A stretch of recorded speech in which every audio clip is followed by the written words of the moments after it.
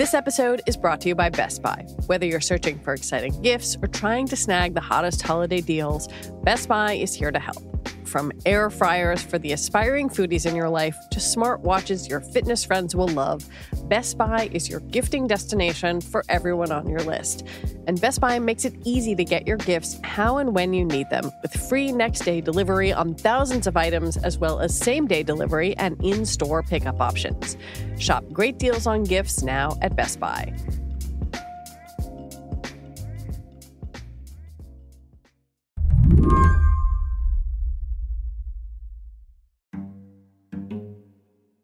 On October 31st, Halloween, Senator Chris Murphy sent a letter to Treasury Secretary Janet Yellen.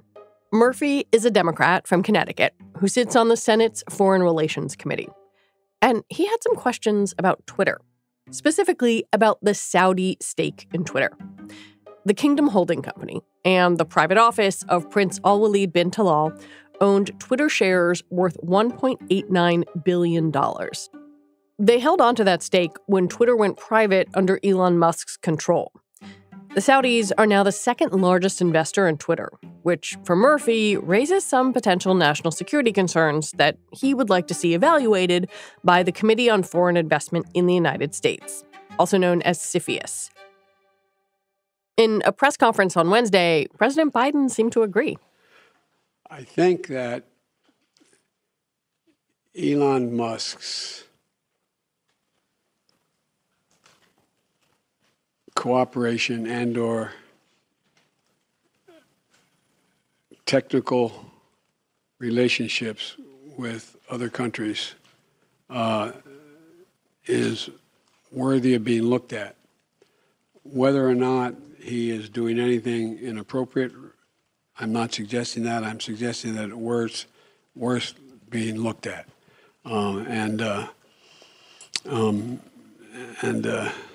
But that's all I'll say. So I called up Senator Murphy on Thursday afternoon to talk about it and some of the other major tech challenges facing Congress. Senator, welcome to the show. Thanks for having me. I'm going to do a quick disclosure that we did go to college together, though you were 2 years ahead of me, but just so that's out there. Older and wiser. I'm going to get right to it. You asked for CFIUS, the Committee on Foreign Investment in the U.S., to review Saudi Arabia's stake in Twitter. Do you know if that review is currently happening? I don't. I've made the request. I have not heard a response. I think it's pretty standard practice for CFIUS to take a look at a major foreign investment like this in a pretty significant social media and communications company, and I hope to hear from them soon. It seemed like the president backed your desire for some sort of retroactive investigation on Wednesday. That must have been encouraging. It was.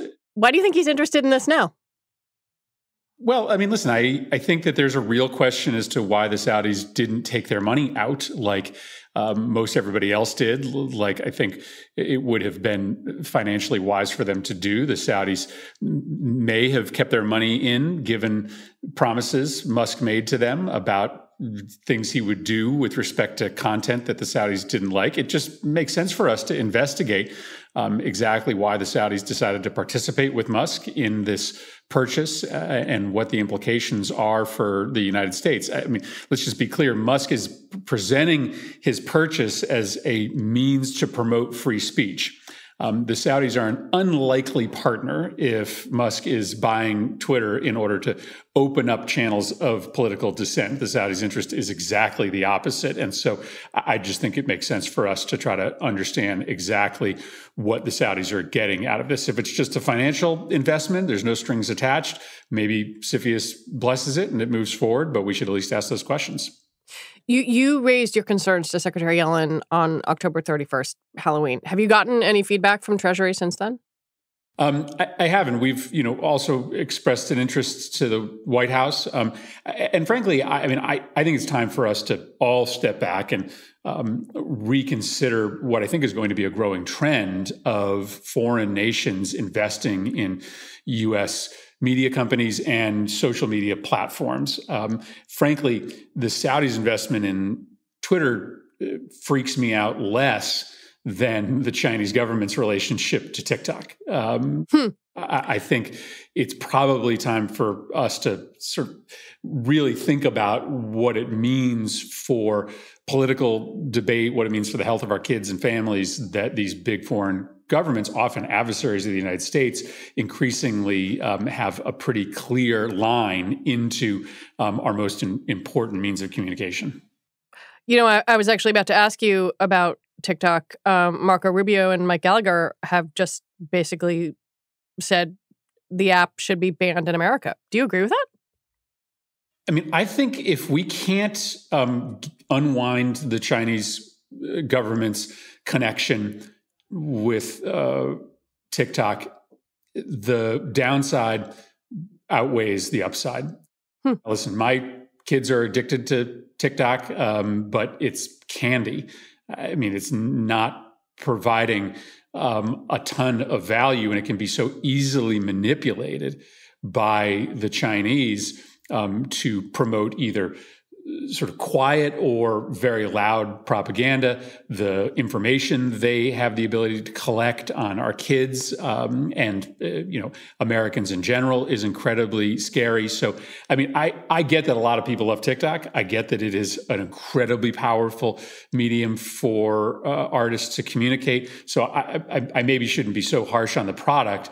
It's an important product, obviously has a lot of value for people in this country, but the security concerns around TikTok, the way in which the Chinese can gather information, the way in which they can message to Americans is, I think, really scary.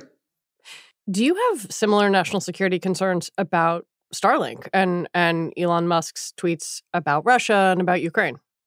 My primary concern right now is about Elon Musk's partners. But I think President Biden is perhaps opening up a broader conversation about questions we may need to ask about Musk's business relationships in Russia and in China. I don't have deep knowledge of those relationships, but as he continues to increase his influence and his ownership stake in critical U.S. companies, it makes sense to just make sure we know the extent of his relationships with foreign governments. I mean, CFIUS has the authority to retroactively undo acquisitions, which it did do during the Trump administration. I mean, would you like to see that happen with Twitter? I'm not prejudging the findings here. I think CFIUS should sort of require some disclosure about the agreements that may or may not exist between the Saudis, this particular fund, Kingdom Holdings, and Twitter. It may be that CFIUS comes to the conclusion that there isn't any nefarious intent, but we should at least ask the questions. And hopefully, with President Biden's comments this week, that process will begin. You know, one of the things you wrote in your letter was that if CFIUS doesn't act, then Congress should. And I wonder both what that would look like and also whether Elon Musk would even listen to you all. After all, he has repeatedly thumbed his nose at the SEC and the FTC. As you referenced, there is a growing bipartisan interest in foreign government ownership and stake in U.S. media companies. It is true for the time being, it seems as if Elon Musk is a bit of a darling inside the Republican Party. And so query whether people like Marco Rubio or Representative Gallagher would be as interested in taking on the question of Elon Musk's partners in Twitter as they are about the Chinese stake in TikTok. But I do think that there is going to be some growing bipartisan consensus that we should be really careful about foreign governments owning companies that have this broad access to Americans' private information. So I don't think that Elon Musk should feel that he is immune from either investigation or regulation, because I think this train is coming. There's not a lot of bipartisan agreement in Washington, but the Venn diagram increasingly has a lot of dark shade when it comes to foreign governments' ownership of technology companies. You're one of the younger members of the Senate. You are actually on Twitter a decent amount. What do you think of the platform since he's taken over? I mean, I haven't seen so far a lot of changes that directly impact me. Yesterday for 2 hours, nobody's paying $8 and saying I'm Chris Murphy. I'm not paying. All right, I don't. Well, there's plenty of accounts out there with my name attached to it, but I'm lucky that I have enough followers that people don't need the blue check to know which one is me. Yesterday, I had a new little tag attached to my name for about 2 hours before it disappeared. So clearly, there's a lot of experimentation happening in the early days of Elon Musk's tenure there. But I haven't, been amongst those who have been, apocalyptic about the experience as a user. I'm willing to give him time. I have gained a lot of value from Twitter over the years as a means through which I communicate my ideas, a means through which I talk to my constituents. It's the way that I get a lot of my political information. So I'm hoping that it stays a platform that has a lot of utility for people like me. And I'm willing to, adopt a bit of a wait and see approach. And so, I don't want my interest in the Saudi stake to give the impression that I am, piling on. I think Elon Musk has done a lot of really beneficial things for the world. I think his technology is world-changing, and we should appreciate what he has done with respect to battery technology and electric vehicle technology. And I don't necessarily think that he's an illegitimate owner of Twitter. I just want to make sure that it remains a place where both sides get hurt equally. When we come back, more with Senator Chris Murphy. What Next TBD is brought to you by Progressive. What's one thing you'd purchase with a little extra savings? A weighted blanket, smart speaker, that new self-care trend you keep hearing about? Well, Progressive wants to make sure you're getting what you want by helping you save money on car insurance. Drivers who save by switching to Progressive save over $700 on average, and customers can qualify for an average of 6 discounts when they sign up. Discounts like having multiple vehicles on your policy. Progressive offers outstanding coverage and award-winning claim service. Day or night, they have customer support 24/7, 365 days a year. When you need them most, they are at their best.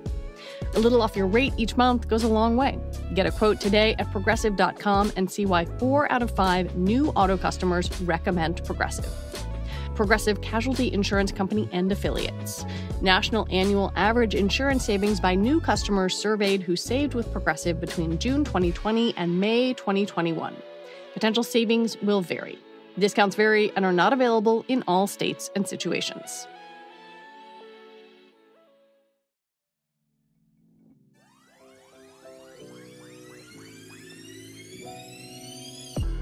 Have you ever hit a technical snafu while shopping online? Has filling out payment fields given you a headache? Has a mobile banking app ever been down when you wanted to use it? Capital One believes everyone deserves better banking. This means easier access to money and more security. That's why Capital One is investing in machine learning. With machine learning, Capital One can fight fraud faster, improve mobile app experiences, and make online shopping more efficient. Models can quickly detect suspicious activity and alert federal investigators faster.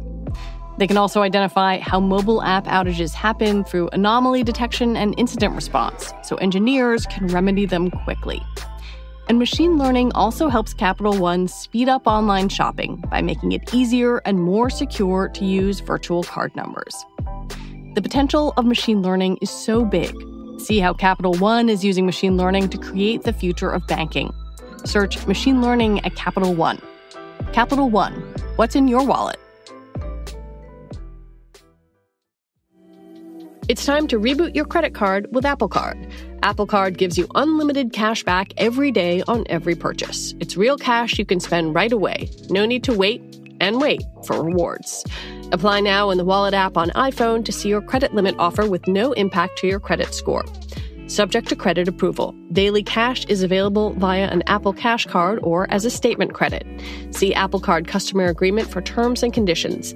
Apple Cash card is issued by Green Dot Bank, member FDIC. Accepting an Apple Card after your application is approved will result in a hard inquiry, which may impact your credit score.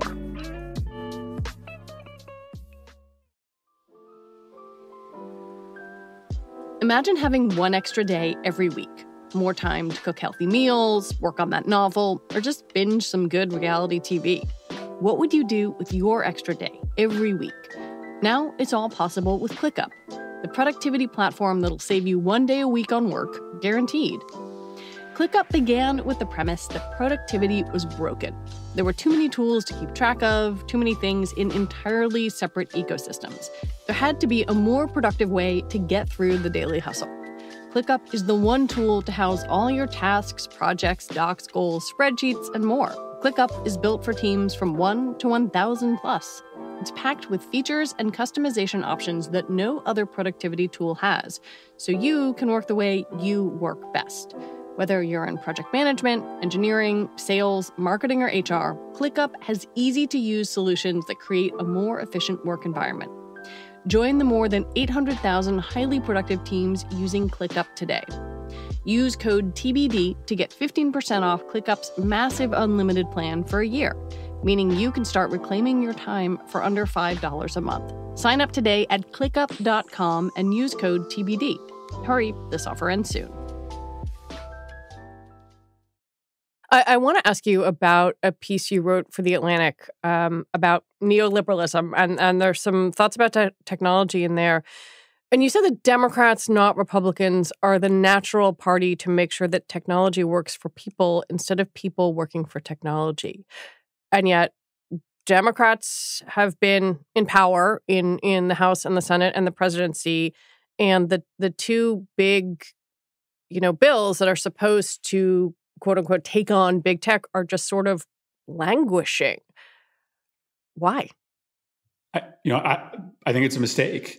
I think that we should be pushing forward legislation that both sort of breaks up or attempts to control some of these big tech monopolies, but also legislation that protects our kids and our data and our privacy.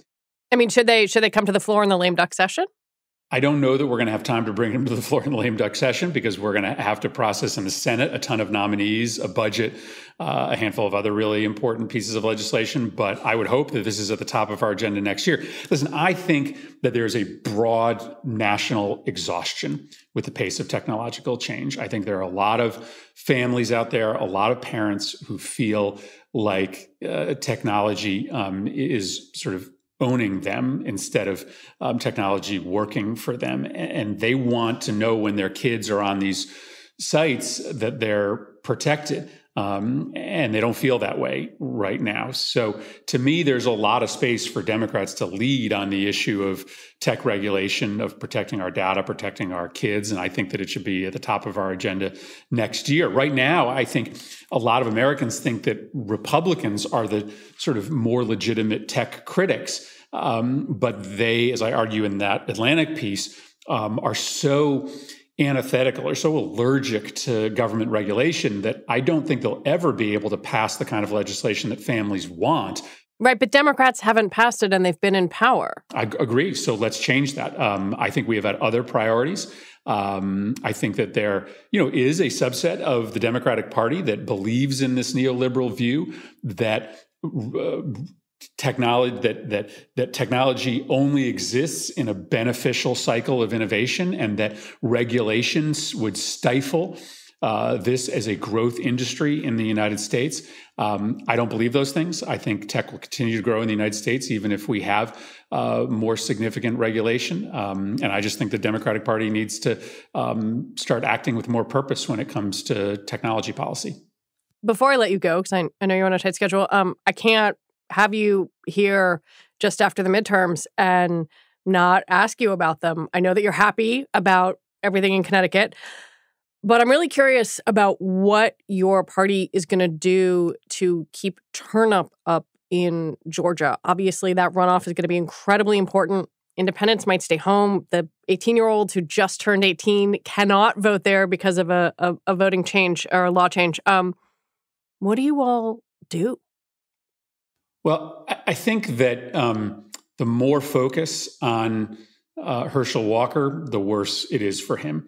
Remember, he was sort of sharing the stage with a governor who, turned out to be pretty broadly popular. He doesn't get to share that stage any longer. It's just Herschel Walker. And I do not think he's going to stand up very well to this new solo spotlight that he will have. I don't think there's any doubt that our level of energy is going to be sky high, because I think... You're not really answering my turnout question. You're talking about Herschel Walker. Well, how are we going to keep turnout up? Yeah.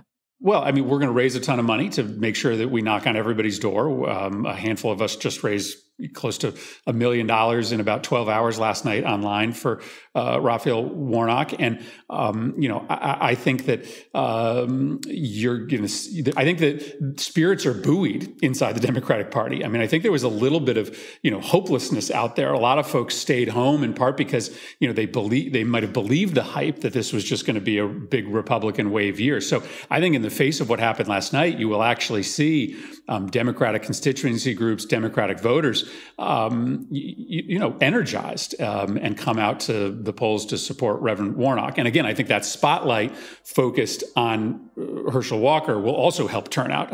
I think the more people see of Herschel Walker, the more interested a lot of low propensity voters will have in coming out and making sure that he's not their U.S. Senator. Senator Chris Murphy, thank you so much. Thanks a lot. Chris Murphy is the junior senator from Connecticut. And that is it for our show today. What Next TBD is produced by Evan Campbell. Our show is edited by Jonathan Fisher and Tori Bosch. Joanne Levine is the executive producer for What Next. Alicia Montgomery is vice president of audio for Slate. TBD is part of the larger What Next family, and we are also part of Future Tense, a partnership of Slate, Arizona State University, and New America. And if you're a fan of this show, I have a request for you. Become a Slate Plus member. You get all your Slate podcasts ad-free. Just head on over to slate.com/whatnextplus to sign up. We will be back on Sunday with another episode. I'm Lizzie O'Leary. Thanks for listening.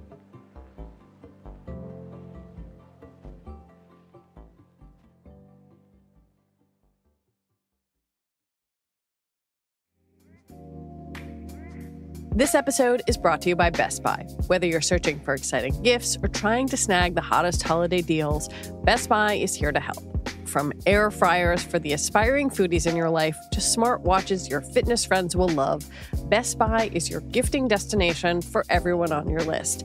And Best Buy makes it easy to get your gifts how and when you need them, with free next-day delivery on thousands of items, as well as same-day delivery and in-store pickup options. Shop great deals on gifts now at Best Buy.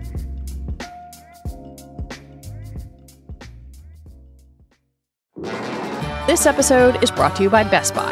This year, let Best Buy be your holiday hype partner. Whether you're searching for exciting gifts, trying to snag the hottest holiday deals, or looking for ways to simplify the giving and receiving experience, Best Buy is here to help.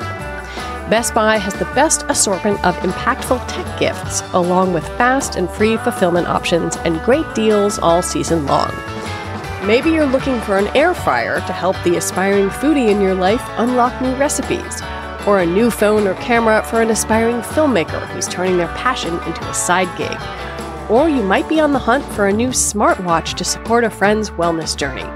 No matter what you're looking for, Best Buy is your gifting destination for everyone on your list. And Best Buy makes it easy to get your gifts how and when you need them, with free next-day delivery on thousands of items, as well as same-day delivery and in-store pickup options. Shop great deals on gifts now at Best Buy.